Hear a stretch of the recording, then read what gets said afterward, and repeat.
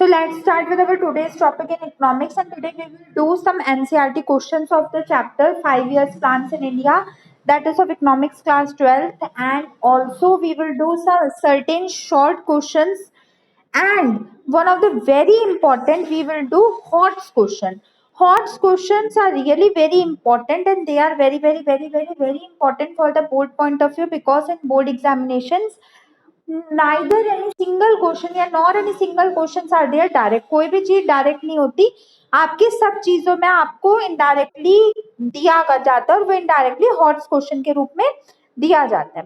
तो आज हम hots question, NCERT exercise question और एनालिटिकल क्वेश्चंस करेंगे इसके. तो फर्स्ट क्वेश्चन है हमारा हॉट्स का. हॉट्स क्या फुल फॉर्म बताओगे मुझे क्या होती है?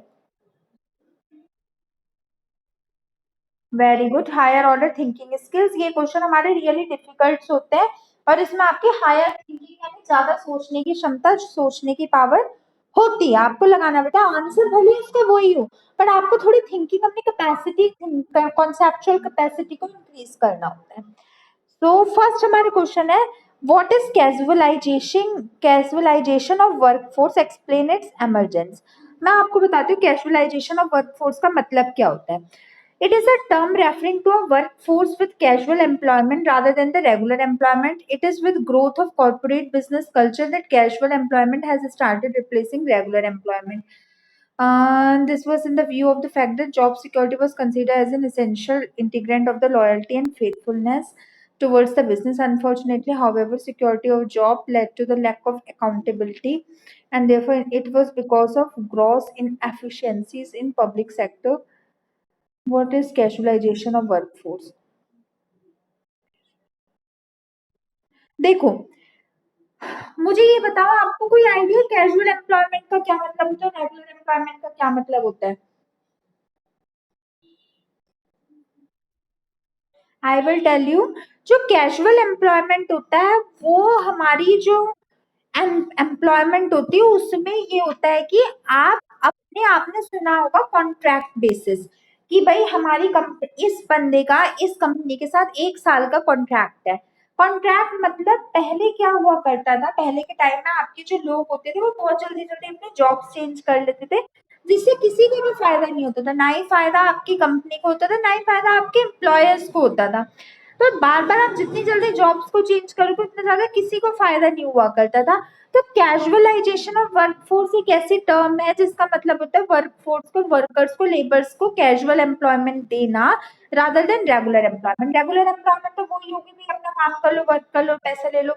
लेकिन कैजुअल एम्प्लॉयमेंट में आ जाता है कि आप जो अपना काम करते हो, या आपने जब अपने एम्प्लॉयज को कंपनी में अपॉइंट किया, तो तभी आपके जो एम्प्लॉयज हैं या जो आप आपके एम्प्लॉयर्स हैं, उनको आपकी सेफ्टी हो, मतलब उनको आप कॉन्ट्रैक्ट बेसिस पे रखो, कि एटलीस्ट अगर आपने किसी एम्प्लॉय को हायर किया, तो कम से कम आप उनके साथ 1 साल का वो कॉन्ट्रैक्ट कर लो, 2 साल का कर लो, 5 साल का कर लो, जितने समय चाहे मर्जी का कर लो, बट कुछ समय का अपने एम्प्लॉयर्स के साथ कॉन्ट्रैक्ट कर लो, जिससे उसको जॉब सिक्योरिटी मिले.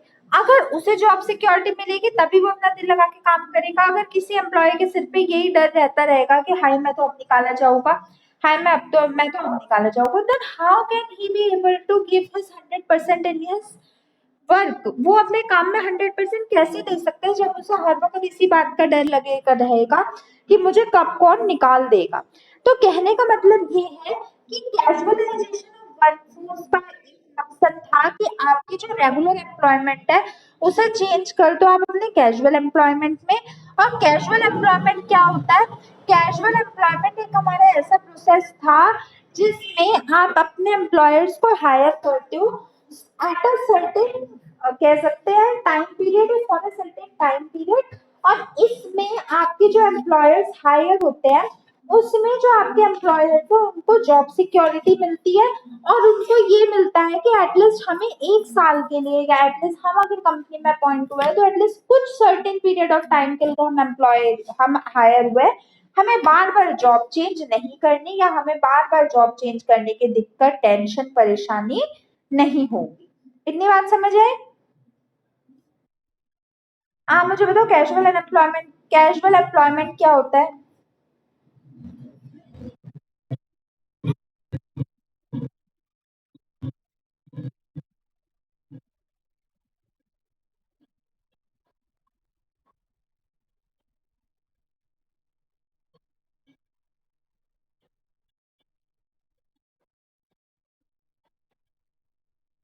For a particular year. Very good. Minimum duration is 1 year और मैक्सिमम आप जितने चाहे मर्जी का करवा लो। अब देखो ऐसा तो कोई बाध्य नहीं हो सकता कि वो अगर उसने कह दिया तो वो छोड़ के जा ही नहीं सकता। अगर सपोज को किसी को बहुत बड़ा ऑफर मिल गया, कोई 15,000 की जॉब कर रहा है, उसे 1 लाख का ऑफर मिल गया, वो पागल थोड़ा क्यों नहीं जाएगा।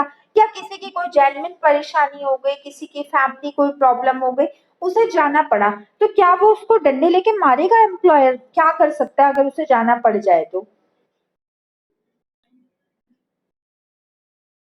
नहीं, कोई तो प्रोसेस होता होगा ना।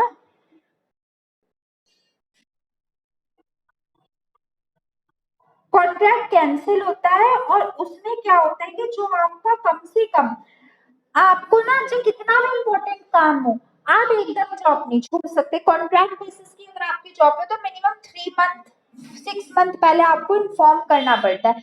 मैं आपको एक छोटा सा आपकी स्कूल का एग्जाम्पल देती हूँ। आपके 9th में शायद ललित सर थे फिजिक्स के, एम आई राइट?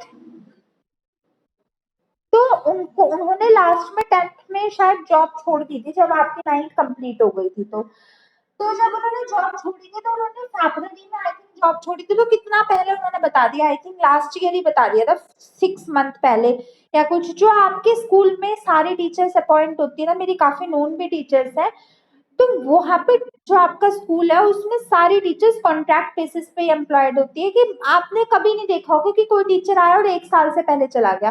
कोई भी टीचर आएगा, रीशफलिंग जरूर होती थी, करो नो, ये पेंडेमिक की तो मत मानो, पेंडेमिक में तो काम चला रहे हैं सब लोग, कोई अपॉइंट नहीं कर रहा नए टीचर्स को। लेकिन पहले टाइम पे क्या था, लास्ट ईयर तक हर जून में आपकी रिक्रूटमेंट होता था और हर जून में आपकी न्यू टीचर्स आती थी। आप कभी भी ये नहीं देखोगे कि अनलेस एंड अनटिल आप बिग नेसेसिटी इज देयर कि आपकी जो टीचर्स है उन्होंने 1 साल से पहले जॉब छोड़ दिया। तो कैजुअल, वो सारे जो एम्प्लॉयड है वो कैजुअली एम्प्लॉयड है। समझ गए? अब आप मुझे बताओ इसका बेनिफिट मुझे बता दो, कैजुअल एम्प्लॉयमेंट का क्या बेनिफिट हो सकता है वर्कर्स पे और वर्कफोर्स पे?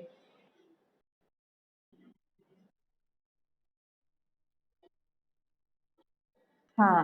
सेकंड,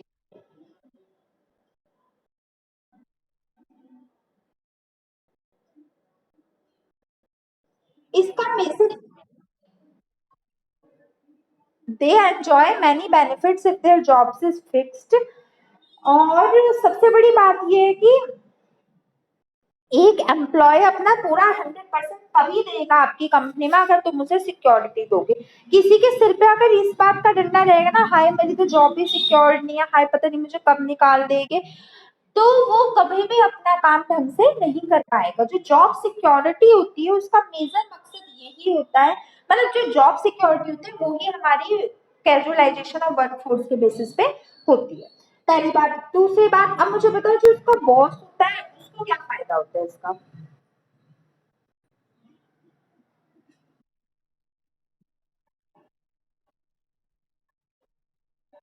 देखो जो वेरी गुड, जो टाइम भी तो लगता है एक को रिजेक्ट करके दूसरे को रिक्रूट करने में, टाइम भी तो लगता है, तो वो टाइम पीरियड नहीं लगता आपका। और दूसरी बात ये है कि पैसा भी लगता है एम्प्लॉयमेंट कैंप लगाने में, एडवर्टीजमेंट देने में। जैसे आप अपने इंग्लिश में एडवर्टीजमेंट करते हो तो उसमें कितने वांटेड के, सिचुएशन वांटेड के होता है। आजकल तो मेरे अकॉर्डिंग ऐसा नहीं होता, बहुत सारी वेबसाइट बहुत सारे एप्स आ गए।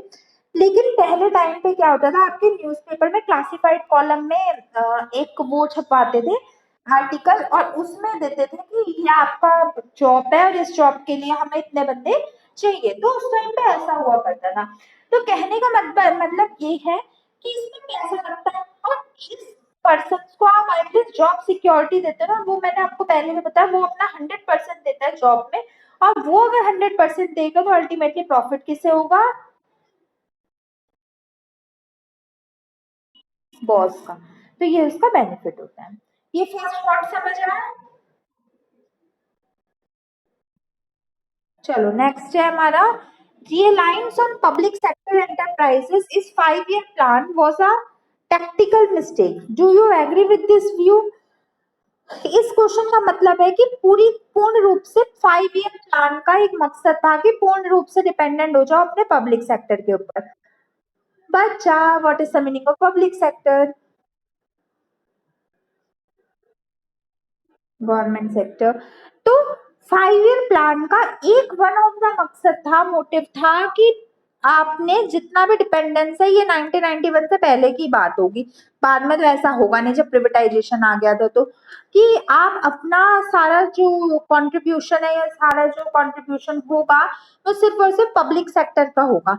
आपके अकॉर्डिंग क्या ये गलती थी, टैक्टिकल मिस्टेक थी, गलती थी, या सही था? जो हुआ होने दो।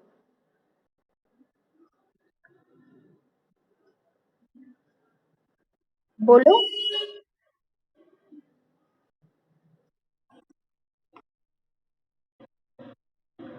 हाँ, तो डर क्यों रहे हो सर? कॉन्फिडेंटली बोलो, स्पीक विथ कॉन्फिडेंस। हाँ, मुझे कॉन्फिडेंस बहुत अच्छा लगता है बच्चों का। मैं खुद भी शुरू से ही, when I was a student, when I am a student, मेरे भी 20 तारीख से एग्जाम्स है, 20 जुलाई से, अभी तो बीएड के, फिर एमकॉम के उसके खत्म होते ही हो गए। तो लेकिन मुझे, मेरे अंदर ना थोड़ा कॉन्फिडेंस है, आप भी अपने अंदर कॉन्फिडेंस जनरेट करो। मेरा तो ये मकसद है, गलत हो सही हो, क्वेश्चन को कॉन्फिडेंटली बोलो। आपको ये ना इंटरव्यू में काफी हेल्प होगी, जब आप इंटरव्यू दोगे ना जॉब के लिए, तब काफी हेल्प होगी। इवन आपने अगर कोई चीज गलत भी बोल दी ना, कॉन्फिडेंटली बोली, तो थोड़ा बहुत आपका कह सकते हैं कॉन्फिडेंस जब आपका जनरेट होएगा, तो आपको ये होगा कि थोड़ी बहुत गलतियां भी माफ कर दी जाती है। तो speak whether you are right और wrong, but speak everything with a huge confidence. Okay बच्चा, हम ये तो कहते नहीं। ओके बच्चा, अब आप मुझे बताओ कैसे, ये भी बता दो हाउ।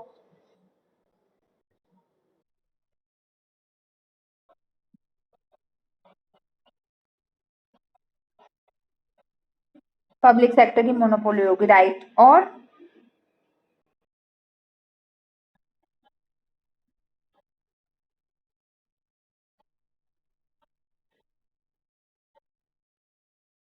अरे वाह, क्या बात है, वेरी गुड, बहुत बढ़िया। देखो, when 5 year plans were adopted as a model of growth and development, reliance on public sector enterprises was indispensable. On the eve of independence, Indian economy was so much in a state of backwardness and stagnation that it needed a push of investment to break this deadlock. Private investment was not forthcoming owing to the low returns. Accordingly, there was no option to rely on public investment and public enterprise. Therefore, to conclude that reliance on, देखो question का मतलब क्या है? Question का मतलब ये है कि जब हमारे पास इंडिपेंडेंस हुई थी 15 अगस्त 1947 में, when our country was become free, तो उस टाइम पे आपकी जो इम्पोर्टेंस है, वो जो आपका डिपेंडेंसनेस है, वो बहुत ज्यादा थी हमारे पब्लिक सेक्टर पे। इसका मेजर रीजन ये है कि जो आपका ग्रोथ एंड डेवलपमेंट था वो रुक गया था, थम गया था, क्योंकि सारा पैसा कौन ले गए थे? ब्रिटिशर्स। आप मुझे एक बात बहुत अच्छे से बता दो कि जो प्राइवेट सेक्टर एंटरप्राइज होती है, जो प्राइवेट सेक्टर एंटरप्राइज होती है, वो कैसे चलती है? मतलब उसमें क्या एक मेन मोटिव होता है चलाने के लिए?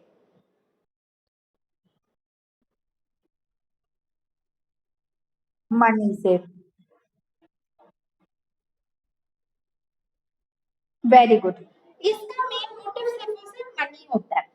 अब पैसे से ये कंपनी चलती है। अब किसी कंट्री के पर्सन के पास पैसा ही नहीं होगा तो वो आगे कैसे अपनी चीज को प्रेस्क्यू कर पाएगा? अगर किसी कंट्री के पास पैसा ही नहीं होगा तो वो आगे अपनी चीज को कैसे प्रेस्क्यू कर पाएगा? तो व्हाट आई मीन टू से, मेरा कहने का मतलब ये है कि आपका जो सबसे ज्यादा चीज डिपेंडेंट है वो पब्लिक सेक्टर पे इसलिए था क्योंकि कोई आए ही नहीं, अपने आगे से, सामने से आए ही नहीं कि हम इन्वेस्टमेंट करेंगे, या we are the one who will do the investment, हम इन्वेस्टमेंट करेंगे या हम इन्वेस्टमेंट कर सकते हैं। तो फिर क्या ऑप्शन था गवर्नमेंट के पास, आप बताओ।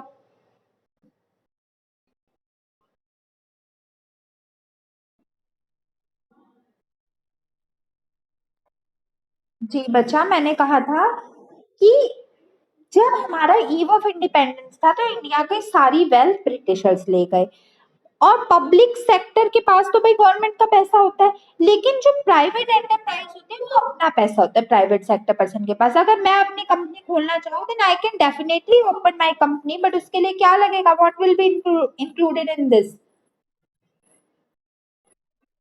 मनी। और उस टाइम पे किसी कोई सामने से आगे से आए ही नहीं कि भाई हम आके ये पैसा लगा देंगे या हम आके इस पैसे में अपना कंट्रीब्यूशन कर देंगे। जब कोई आगे से आया ही नहीं तो फिर अल्टीमेटली कोई ऑप्शन ही नहीं था गवर्नमेंट के पास। फिर गवर्नमेंट ने सोचा कि हम फुली पूर्णतः ही डिपेंडेंट होएंगे, मतलब हमारे कंट्री में सिर्फ और सिर्फ पब्लिक सेक्टर ही होगी, सिर्फ सेल्फ रिलायंस। अब इसके बाद क्या हुआ, जब हमारी 2000 एंड सॉरी 1991 के बाद जब हमारा एलपीजी पॉलिसीज आई, न्यू इकोनॉमिक रिफॉर्म्स आए, तब थोड़ा प्रिवेटाइजेशन क्यों होने लगा बताओ।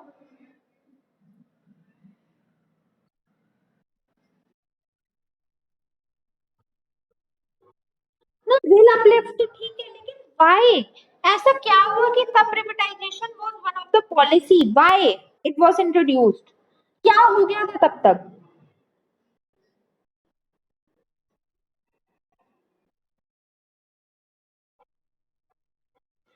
बेटा मोनोपोली तो अलग बात है, मोनोपोली तो हम पहले कहे ना, तो मोनोपोली ज्यादातर जो वर्ड है वो प्राइवेट सेक्टर के साथ ही यूज किया जाता है, क्योंकि जो पब्लिक सेक्टर होती है ना, पब्लिक सेक्टर खुद ही बहुत ज्यादा मोनोपोली करती नहीं है, क्योंकि उसका मेजर मोटिव होता है सोशल वेलफेयर करना।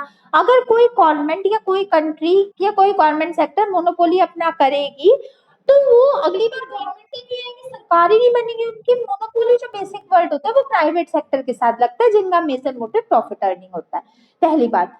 और दूसरी बात, मैंने अभी आपसे ये क्वेश्चन पूछा था कि 1991 में ऐसा क्या हुआ कि प्रिवेटाइजेशन इंट्रोड्यूस हुआ, उसका रीजन ये है 1991 तक, 1947 से लेकर चलो 1950 में प्लानिंग कमीशन बने, 51 में पहला प्लान बना, तो 1951 से लेकर 1991 माइनस करो कितने साल हो गए, 1991 माइनस 1951, 40 इयर्स में हमारी कंट्री इतनी स्टेबलाइज हो गई थी कि थोड़ा बहुत फंड आगे भी, देखो ब्रिटिशर्स कुछ ना कुछ तो इनोवेशन करके गए थे, उनकी लाख बुराइयां सही, बट कुछ ना कुछ तो इनोवेशन करके गए थे, रेलवे इंट्रोड्यूस किया था, स्मॉल स्केल और कोटेज इंडस्ट्रीज को डेवलप किया था, इंडस्ट्रियल अपग्रेडेशन किया था, हल्की फुल्की टेक्नोलॉजी लाए थे, some improvement was there for britishers, कुछ तो उन्होंने किया था।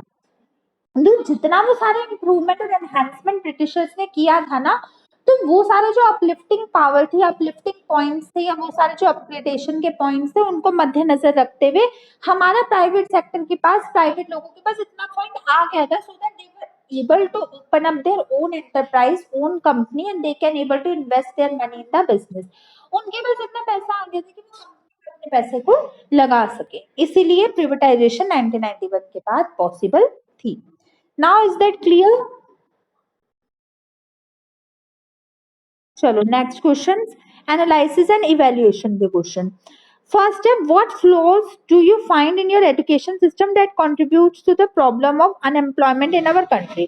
इसका मुझे full answer आप बताओगे अच्छे से, मुझे बताओ हमारी flaws मतलब कह सकते हैं नेगेटिव बातें या प्रॉब्लम्स, या कह सकते हैं हमारी परेशानियां, हमारी एजुकेशन सिस्टम में क्या ऐसी परेशानियां हैं जिसकी वजह से हमारी इंडिया में अनएम्प्लॉयमेंट है। चलो मुझे अच्छे से एक्सप्लेन कर दो।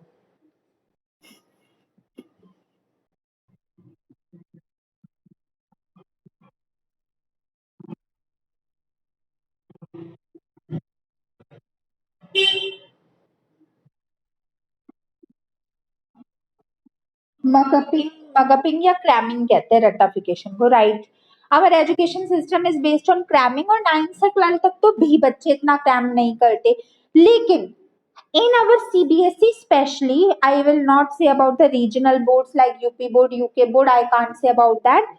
और जो हमारे सीबीएसई का पैटर्न है, एजुकेशन सिस्टम का पैटर्न है, उसमें एट्थ तक तो बच्चे कुछ करते ही नहीं है, रटे रटाए क्वेश्चन होते हैं, रटे रटाए क्वेश्चन आ जाते हैं। 9 से 12 तक तो भाई फिर सबके अलग सेपरेट सब्जेक्ट की ट्यूशन होती है, ट्यूशन वाले चैप्टर को समझाते भी और उन्हीं क्वेश्चन में। आप बताओ 9 से 12 तक कौन से स्कूल के बैक क्वेश्चन पे बेस्ड होता है, no one.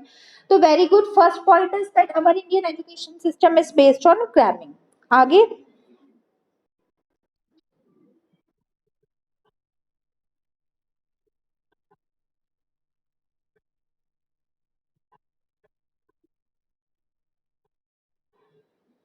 can you justify your statement? You had said that students do not have the opportunities, right? But what kind of opportunities you are referring to?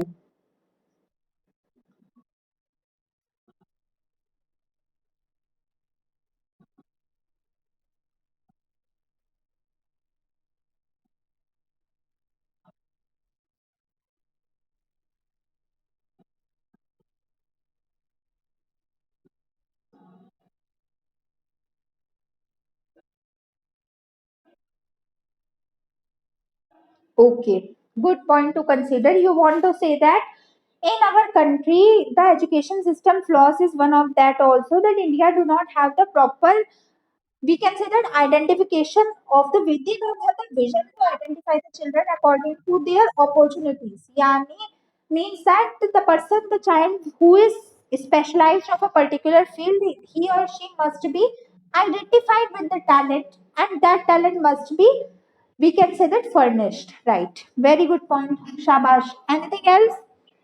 कुछ और? पहले आप बोल दो, फिर मैं अपने तो बताऊंगी.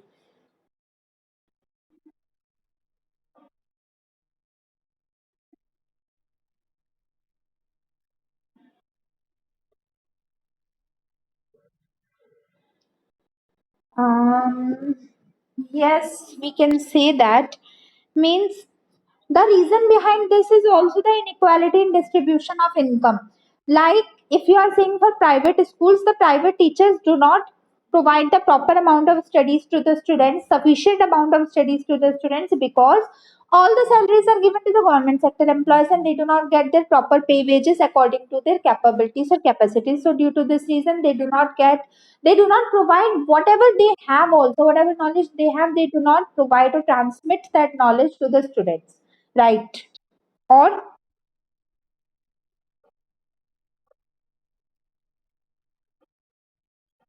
very good. Teachers are right. Teachers are overburdened. There are no separate staff which are there for doing extra co-curricular work or official work, and all the work are have to be done by the school teachers only. So class teachers only, we can say that. So due to this reason, they are not able to plan properly everything and provide their knowledge to the students. Very good. बस और कुछ है तो बता दो. मैं बताती हूँ. Very good. Your thinking capacity is very nice and you have the good एक्सप्लोजर. You can give the एक्सप्लोजर towards your knowledge. Very good. Now let me tell you. According to me, one of the biggest flaws in our education system is that vocalization. Do you know what is the meaning of vocalization? Vocalization is not a term which is used in your academics or which is used in your, we can say that, schools. Uh, have you Do you know that what is vocational training, or what is the training by learning by earning? Have you heard about that learning by earning? Let me tell you, this is a concept which was introduced by Mahatma Gandhi, and according to this, the children who gets the training must also be paid something. Like there are certain courses like in MBA, or I think in BTech also, and then there are certain courses in which when you complete your course, then you get a chance to get the training for 3 months, 6 months, etc. And in that training, you get the knowledge also. Knowledge is also imparted to you, and you get money also, like 10,000 per month या 5,000 per month, according to your course, according to your capabilities, according to your skills. You get paid for your job. So this is also included in your vocalization. Means हमारे India में हर course के लिए vocalized courses नहीं है. मतलब तुमने काम किया और काम करते करते कुछ अर्न किया. अगर तुम ऐसे करोगे तो इसमें ज्यादा पार्टिसिपेशन ज्यादा होगा लोगों का काम के थ्रू. पहले तो ये बात है. और इसके अलावा यही बात है एजुकेशन फ्लॉज में, हमारा जो एजुकेशन सिस्टम है, अवर एजुकेशन सिस्टम में हमारे में जो राइट्स हमारे प्रिविटाइज्ड लोगों को दे दिए गए हैं. मतलब मैं आपको बताती हूँ. आज से, मतलब मैंने अपने पेरेंट्स से सुना, मुझे भी पता है, खैर 10-15 साल पहले बीटेक की इतनी वैल्यू हुआ करती थी जिसकी कोई हद नहीं. उस टाइम बीटेक थी गवर्नमेंट इंस्टीट्यूशंस के पास, बट आज बीटेक आगे प्राइवेट इंस्टीट्यूशन के पास भी. चलो मैं आपको इसका छोटा सा एग्जांपल बताती हूँ. अब फटाफट आप मुझे बताओ, जो डॉक्टर बनने के लिए क्या करना होता है? एमबीबीएस. तो एमबीबीएस करना होता है. तो एमबीबीएस करने के लिए आपके ना, जो अगर आप नीट क्वालिफाई करोगे, नीट क्वालिफाई करके अगर आप एमबीबीएस करते हो, तो आपकी जो वो होती है, बहुत ही अच्छा सा आपकी, मतलब गवर्नमेंट कॉलेज से आप एमबीबीएस कर लेते हो. लेकिन अगर आप उसके अलावा करते हो, मतलब प्राइवेट से करते हो, तो आपकी डॉक्टरशिप तो आपको मिल जाती है, बट आपको कितने पैसे लगते हैं? 30 35-40 लाख रुपए लगते हैं आपके। Then this is not a less amount कि कोई बच्चा पेरेंट्स अपना इतना पैसे इसमें लगा देगा, तो इससे ना पूरी वैल्यू डाउन हो जाती है। तो कहने का मतलब ये है कि आपकी वैल्यू डाउन खुद हो जाती है चीजों की, your value gets down by yourself, आपकी वैल्यू डाउन खुद हो जाती है। आप अगर एजुकेशन सिस्टम को कुछ ही लोगों के पास रखोगे ना, कि मतलब तब उनकी वेटेज ज्यादा होगी, कि जो असली में ट्रूली इंटेलिजेंट है सिर्फ उन्हें मिले, बाकी औरों को ना मिले। मतलब जैसे क्रीमी प्लेयर कहते हैं ना, सिर्फ क्रीमी लेयर को मिले और बाकियों को ना मिले। समझ गए?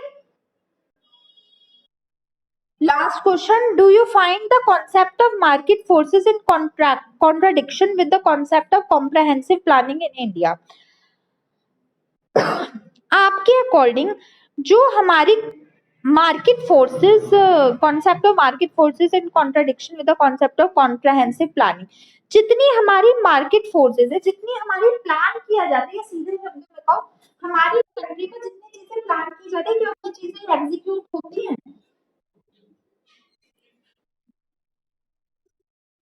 तो इसके क्या रीजन होता है? Why in India the planning is different with the execution of it? Planning अपने एग्जीक्यूशन से डिफरेंट क्यों है?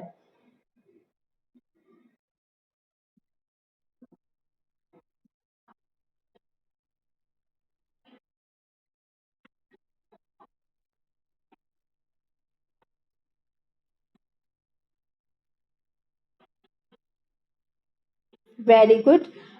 In our India, the rules are made to break only. Nobody pays the proper attention on the rules which are made by the government, whether they don't think that they are for the benefit of them only. अगर हम एक छोटा सा example ले, अगर हमारी government कहती है कि मास्क लगा लो, अगर सिर्फ एक कहती है मास्क लगा लो, तो लास्ट एक आध महीने में आपने न्यूज में देखा होगा, सब लोग मतलब पुलिस वालों से लड़ते हैं कि हम मास्क क्यों लगाए। भाई अगर तुम मास्क लगाओगे तो उसमें किसकी सेफ्टी है, तुम्हारी या गवर्नमेंट की? तो लोग ना ये बात समझते नहीं, हम फुली भी हर चीज के लिए ब्लेम अपनी गवर्नमेंट को कर देते हैं, दिस इज रॉन्ग। कुछ चीज होती है हमारी इंडिया में, कोई भी जो प्लान्स होते हैं वो एग्जीक्यूट नहीं होते, इसका सबसे बड़ा रीजन क्या है? What is the biggest reason behind it?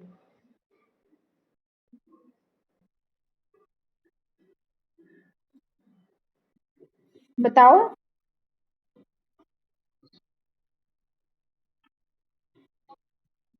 Population and illiteracy.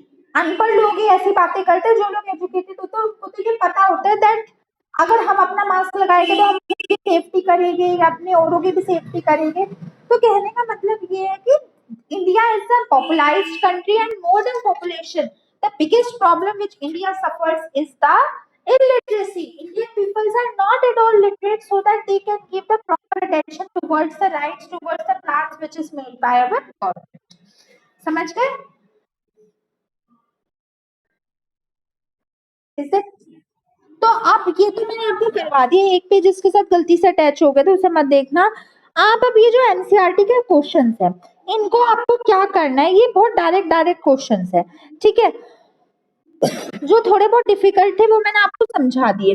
फिर भी आपका क्या काम है, एक तो ये मिसलेनियस क्वेश्चंस देखो, आप मिसलेनियस क्वेश्चन पे आ जाओ। Miscellaneous questions and references to the text for answers, आ जाओ यहाँ पे।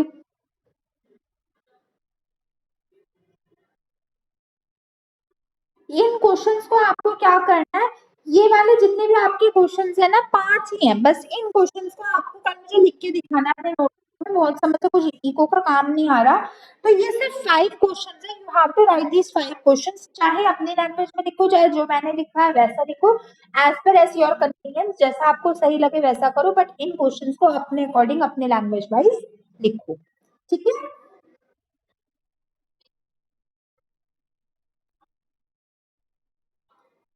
हाँ, नोट्स में लिखवा रखे हैं, मतलब नोट्स तो वही हो गए ना जिनको मैंने बताया था। ये क्वेश्चंस तो आप खुद ट्राई करो, 5 ये लिख लो बच्चा, ओनली 5 ही तो है। क्या हुआ, नहीं लिखने? अच्छा बताओ, चलो 5 में से आप भी क्या याद रखोगे, यानी 4 कर लेना। ठीक है चलो, तो ये कर लेना। फिर मैं देखती हूँ, मेरे अकॉर्डिंग अब तो चैप्टर खत्म हो गया, अब चैप्टर में कुछ रहता नहीं है। अब मैं आपको एसरेशंस एंड रीजंस करवाऊंगी कल, सारे चैप्टर से रिलेटेड।